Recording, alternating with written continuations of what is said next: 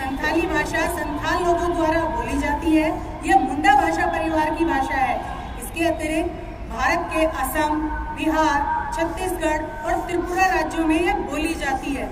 लगभग 13 करोड़ लोगों की यह मातृभाषा है।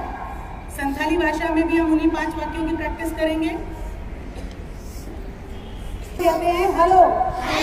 संथाली भाषा में उसे कहा जाता है जोहार। What is your name? अभिनाभ चेतनुतुम।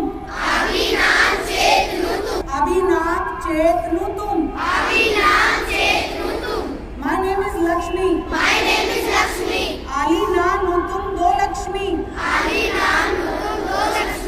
How are you? चेत लेका मेनाक बिना। I am fine. नापाल गे मेनाक लिया। एक बार और बोलती हूँ मैं। नापाल गे मेनाक लीना। एक बार और बताइए। नापाल गे मेनाक लीना। गे मेनाक लीना।